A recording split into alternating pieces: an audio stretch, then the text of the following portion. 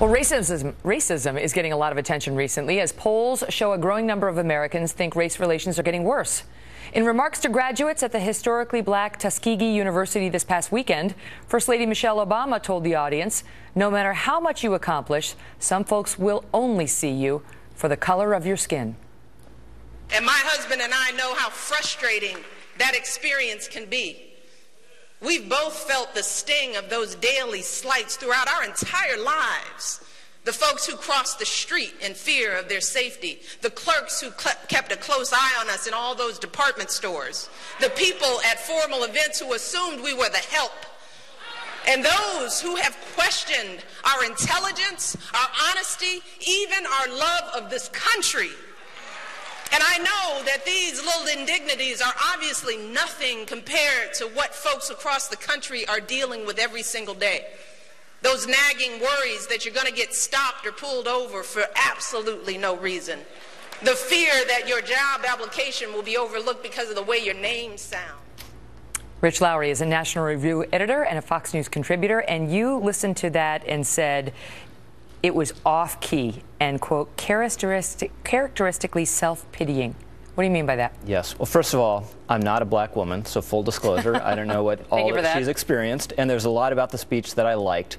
But this passage in particular and the things around it, I think were off-key. She's focusing on really minor slights and insults, some of which are inadvertent. And this is a person who's at the top of our national life. She graduated from Princeton. She graduated from Harvard Law School. She is celebrated almost everywhere in our culture for her beauty, her poise, and her public spiritedness.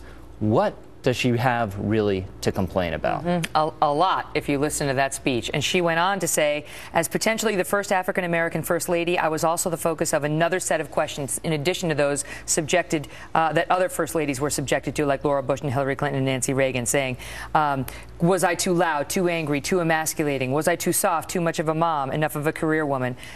I hate to tell her, but those same questions have been asked about many of the former First Ladies. Does anybody remember what happened to Teresa Heinz Kerry, who was a potential First Lady, and what happened to Hillary Clinton? Of course. I mean, of course, many of those questions were asked about that. I went back and looked at the favorable, unfavorable ratings for First Ladies, and Nancy Reagan was much lower, as far as I can tell, during the entirety of Reagan's presidency than Michelle Obama. So she's playing into this nefarious notion that there was this racial resistance to the Obamas in 2008, when I think almost everyone of goodwill in the country, putting his politics aside, was delighted at the symbolic step the country was taking by electing the first African-American president. And she comes into... there were a fringe few who weren't, but they don't represent the heart of America. And you look at her, she comes into office with a 68 to 18 favorable, unfavorable rating. And it's still, after all this controversy, she's married to one of the most controversial guys in the country.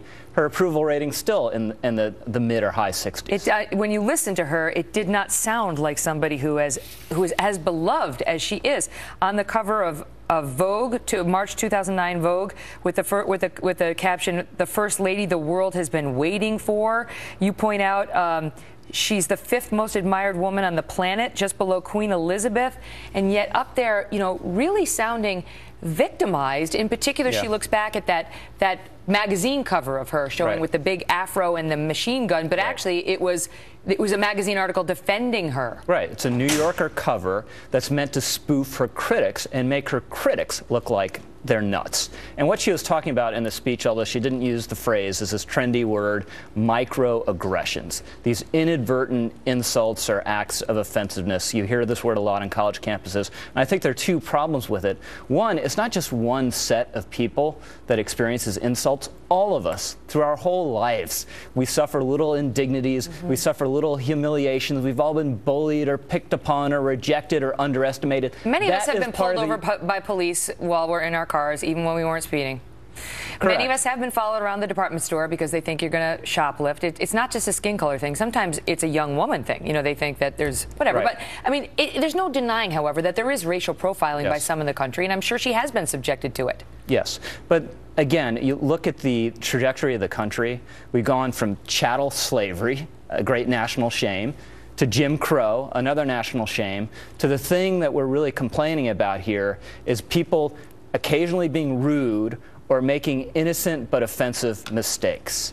that's an enormous trajectory of progress. And look, Michelle herself, I think, if properly understood, has a great story to tell. She has a very powerful story about her father that she told in the 2012 convention, who had this debilitating illness, struggles to go to work every day because of that's what he considered a dignified man, his duty to himself and to his family, and he makes it possible for his daughter, he just had a high school education, I believe, to go to Princeton and go to Harvard. That is the American story. That's why this country is so glorious, and that's what she should have been telling those kids. Rich, it's great to see you. Thanks, Megan. Well, there was a new poll out this week showing that the number of Christians in America is falling. And our next guest explains what that means for this country.